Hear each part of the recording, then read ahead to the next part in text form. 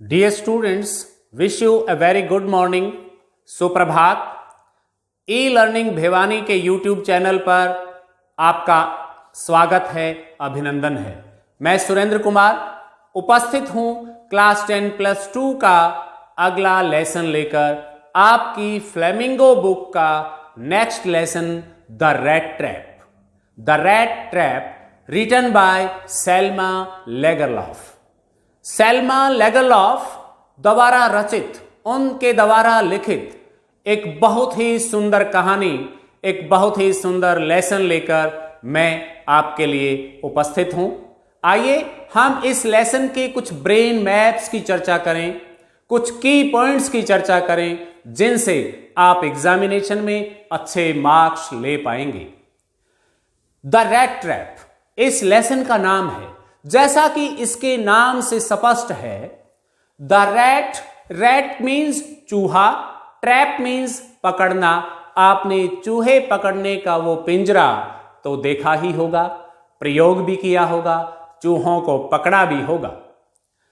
पिंजरा जिसमें हम चूहे को मूर्ख बनाने के लिए एक बेट पर, एक तार पर कुछ टांग देते हैं, जैसे कोई रोटी, ब्रेड या किसी मिठाई का टुकड़ा, जिससे चूहा मूर्ख बन जाता है और लालायित हो जाता है उसको खाने के लिए और उस पिंजरे में प्रवेश कर जाता है. जैसे ही वो उस टुकड़े को छूता है, पिंजरा बंद हो जाता है और चूहा फंस जाता है. ठीक उसी प्रकार की कहानी लेकर सेल्मा लेगरलॉफ आपको, हमें, हम सबको कुछ सिखाना चाहती हैं. वो कहती हैं कि ये जो रोटी का टुकड़ा जिसे देखकर ये चूहा इस पिंजरे में घुस जाता है, हम सब ह्यूमन बीइंग्स भी ठीक वैसा ही करते हैं. ये रैट ट्रैप कहां नहीं है. This world is a rat trap. The whole world is a rat trap. हम भी, आपने देखा होगा, बहुत से लोग इस तरीके का कोई बेट देखकर, BAIT, बेट्स, बेट्स को देखकर, अर्थात कुछ मेटेरियलिस्टिक थिंग्स को देखकर लालायित हो जाते हैं और उसे पाने के लिए दौड़ते हैं, उसे पाना चाहते हैं. उन्हें नहीं पता कि वो एक जाल में फंसने जा रहे हैं. हम सब ह्यूमन बीइंग्स इन बेट्स की तरफ दौड़ते हैं, मेटेरियल बेनिफिट्स की तरफ दौड़ते हैं और उसके लिए हम उसको ना देखते हुए, उसके परिणाम, उसके कॉन्सिक्वेंसेस को ना देखते हुए उनको भुगतना पड़ता है. Here the title is the most appropriate one. कैसे? The rat trap. The rat trap जो सेल्मा लेगरलॉफ हैं, वो अपने एक कैरेक्टर जो कि पेडलर है, जो पिंजरे बेचने का काम करता है, उसके साथ साथ बैगिंग भी करता है, सेलिंग रैट ट्रैप भी करता है और छोटे मोटे चोरियां भी कर लेता है, थेफ्ट्स भी कर लेता है.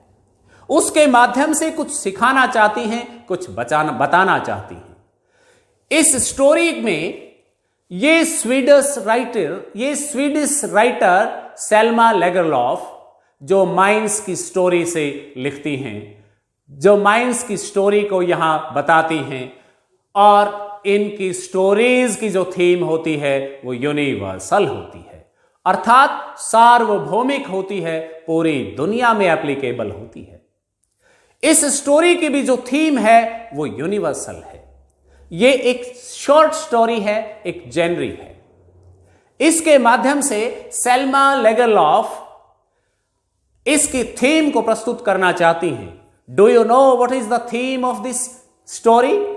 As far as the theme is concerned, बहुत ही सुंदर थीम लेकर उपस्थित है ये कहानी द रैट ट्रैप. इसकी थीम है कि love and understanding can bring goodness in any human being. प्यार और समझ, अच्छे से समझना और प्रेम से किसी से व्यवहार करना उस व्यक्ति को बुराई से अच्छाई के रास्ते पर ला सकता है. कितनी सुंदर थीम है. अगर आप किसी व्यक्ति को बदलना चाहते हैं, अगर आप अपने बच्चों को बदलना चाहते हैं, अगर आप अपने बच्चों की बुरी आदतों को ठीक करना चाहते हैं, अगर आप इस समाज में सब लोगों में अच्छाई लाना चाहते हैं, एक ही रास्ता है, love, understanding and kindness. This is the theme of this story, love, understanding and kindness. Love, understanding and kindness can transform a person completely. किसी भी व्यक्ति को पूर्ण रूप से बदलने का दम ये चीजें रखती हैं, ये फीलिंग्स, ये भाव, ये emotions.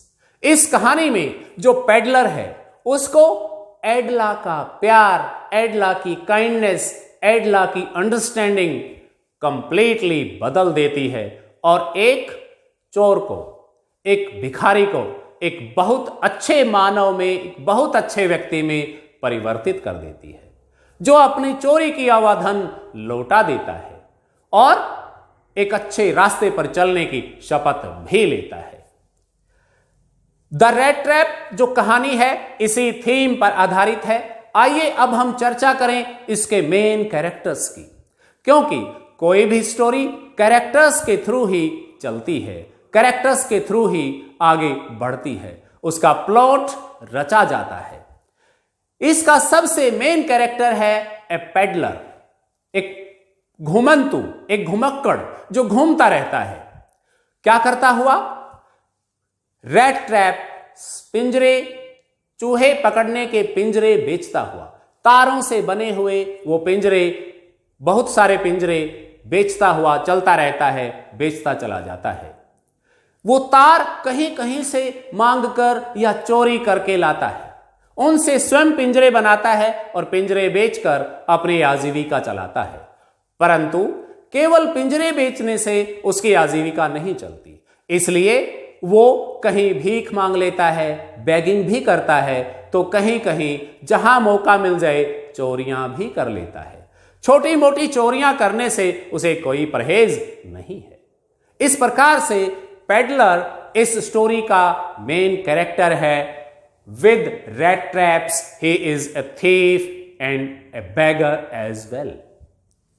Next, a crofter, an old man, जो कभी जवानी में अपने युद्ध में रामस्टू आयरन मिल में काम करता था, परंतु आजकल रोड साइड हट बनाकर वहां रहता है, एक क्रॉफ्टर है और एक गाय का मालिक है। उसने एक गाय पाल रखी है, ही हैज ए काउ, और उसका दूध बेचकर अपनी आजीविका चलाता है, लेकिन अकेला रहता है। जहां हम बात करें पेडलर की, पेडलर भी अकेला ही घूमता है। इस कहानी में जितने पात्र हैं, जितने कैरेक्टर्स हैं, सब अलोन हैं।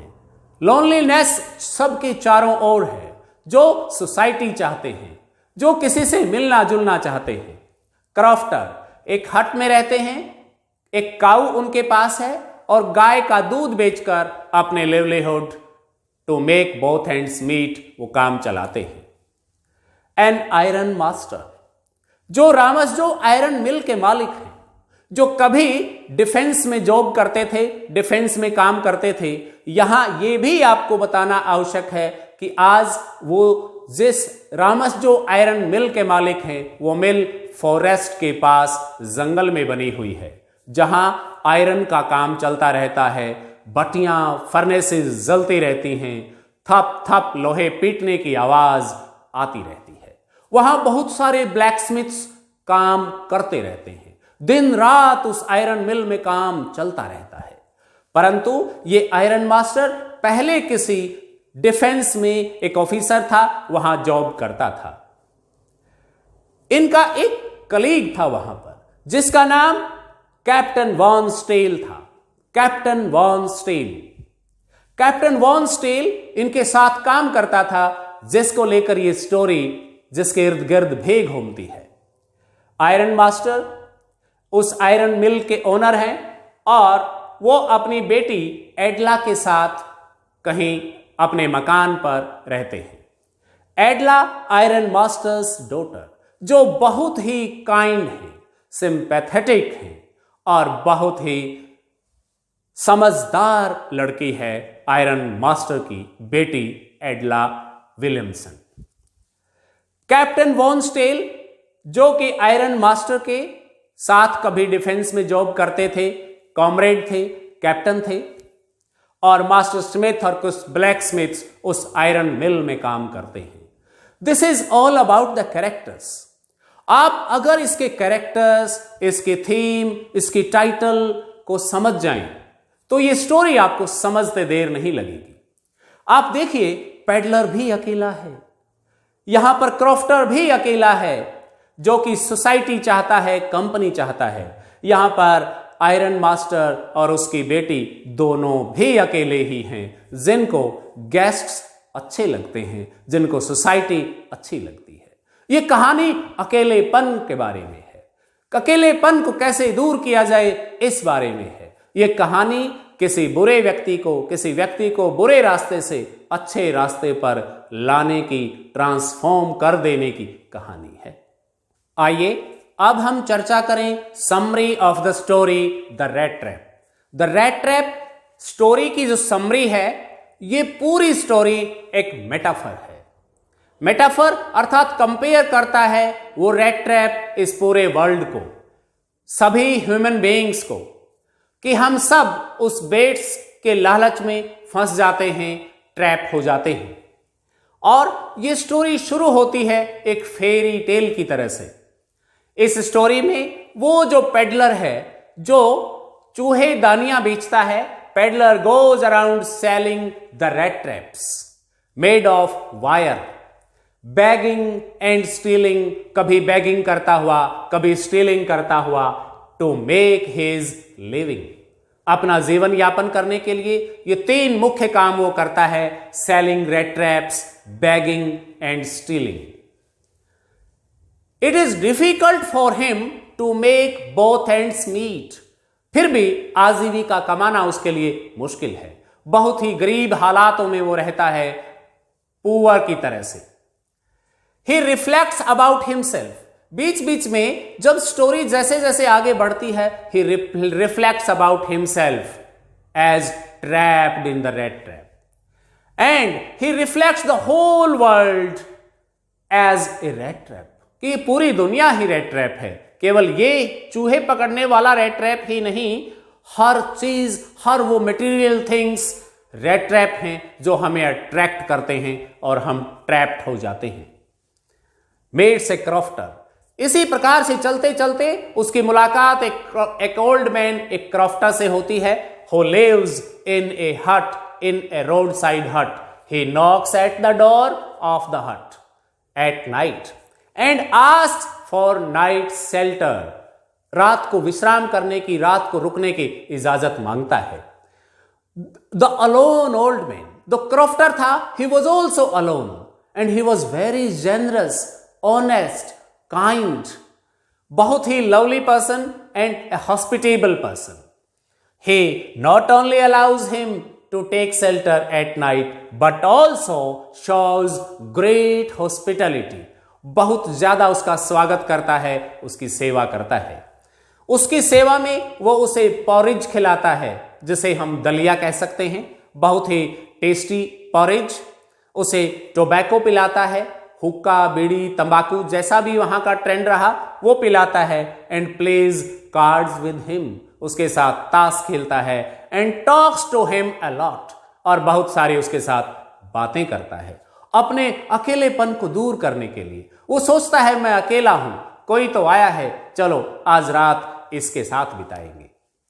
और tells him everything about him, और अपने बारे में सब कुछ बता देता है कि मैं रामस जो आयरन मिल में काम करता था, अब मैं वहां काम नहीं करता, अब मैं एक क्रॉफ्टर हूं, मेरे पास एक काऊ है, मैं उस काऊ का मिल्क बेचता हूं, आई सेल मिल्क, और मिल्क बेचकर मैं बहुत सारा धन भी कमा लेता हूं। वो पेडलर उससे पूछता है how much do you earn, आप कितना कमा लेते हैं दूध बेचकर?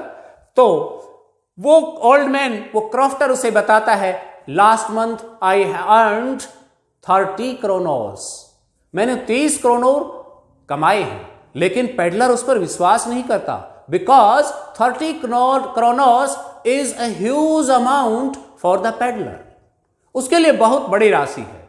But to make him believe, उसे विश्वास दिलाने के लिए the crofter shows him 3 knots of 10 kronos each, जो कि उसने एक अपनी विंडो के पास एक हुक से टांगा हुआ है, एक कील पर टांगा हुआ है। उसमें वो उसको दिखा भी देता है कि ये 30 क्रोनोर्स जो 10 डिनोमिनेशन 10 के 3 नोट्स हैं, वो उसको दिखा देता है। अब वो तो एक चोर था, एक थीफ था, एक बेगर था, उससे कहां रुका जाता। उसका पूरा ध्यान वो उसके लिए एक बेट बन गई, because it was a huge amount for him. इससे तो बहुत दिनों तक उसका काम चल सकता था। In the morning the crofter starts his daily work, daily routine, and the peddler also goes away. But after some time, the peddler returns, smashes the pane of the window, and takes 30 kronos out and puts in his pocket, and goes away. Ab, due to the fear of being caught, he doesn't follow the main road. He doesn't go by the highway. He follows a path through the forest, and he doesn't find the way. He again gets trapped into the forest. और इस प्रकार से वो स्वयं उस बेट के चक्कर में, उस 30 क्रोनोर के चक्कर में उस जंगल में फंस जाता है।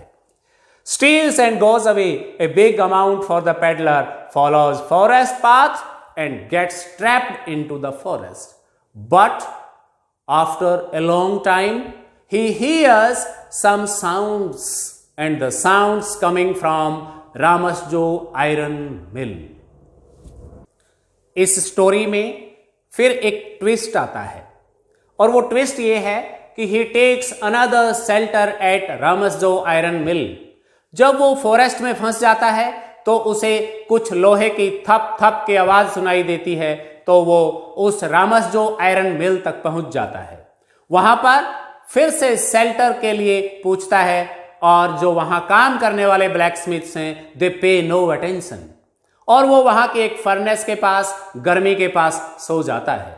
When he was sleeping, the iron master comes to make a round, comes to his iron mill at night, and he sees the person sleeping, a strange person sleeping there.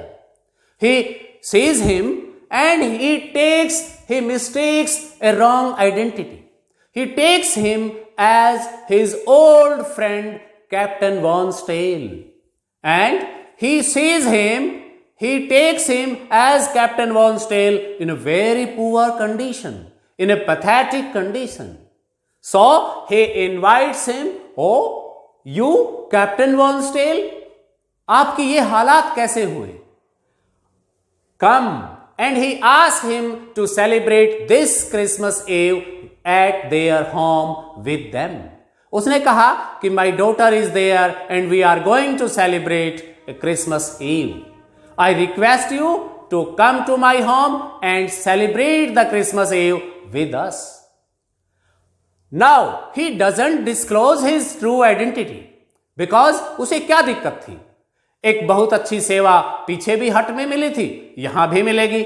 But due to the fear of being identified, he refuses to go with him. वो उसके साथ जाने से मना कर देता है। But the iron master tells the whole story to his daughter Adla, and Adla, who was very kind, who was very generous, again comes to Ramsjo Mill to take him at his home, at their home, at her home. Adla comes to invite him and takes him her home. He becomes ready to go, and he goes with her. She shows full-hearted generosity, kindness, hospitality, and provides him a very much comfortability. उसको बहुत ज़्यादा comfort मिलता है, बहुत कुछ उसे खाने को मिलता है, उसे नहलाया जाता है, उसकी शेव बनवाई जाती है, और उसे पहनने के लिए एक बहुत अच्छा सूट भी दिया जाता है। In this way he really became captain Von Stell. But Adla's father identifies him that he had mistaken in identification of the person. He was not Captain Wayne Stale, but Adla resists. She says, let him be here for one night, for this Christmas Eve, and then he will go. Because she was kind enough. And even after the disclosure of his identity, she gives him comfort and a lot of to eat. He sleeps and sleeps for a long time.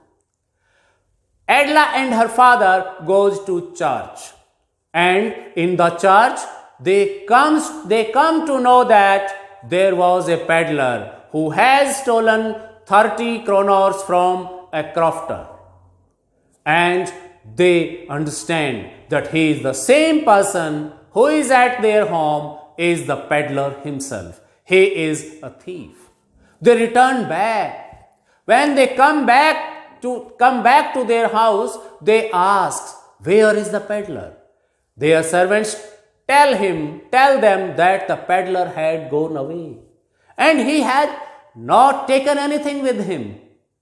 He has left something for you. He has left a gift box for you. When Adla opens it, she becomes astonished.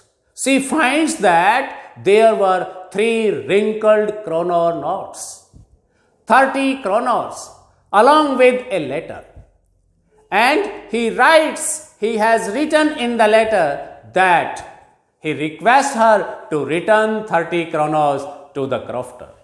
In this way, he changes his heart completely. He changes his ways completely. He changes his character completely just by experiencing her true kindness of Adla Wilmanson.